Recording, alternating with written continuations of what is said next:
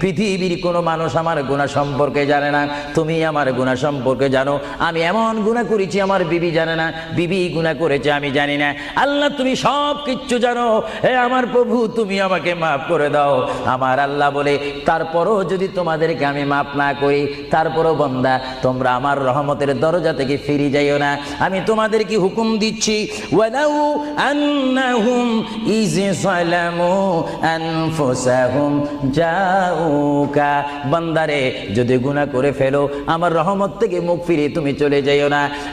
বান্দা আকাশ পরিমাণ যদি গুনাহ করো, পাতাল পরিমাণ যদি গুনাহ করো, সাগরের পানি পরিমাণ যদি গুনাহ করো, পাহাড় তুলনায় যদি তুমি গুনাহ করো, আমার দরবার থেকে তুমি নিরাশ হইও না।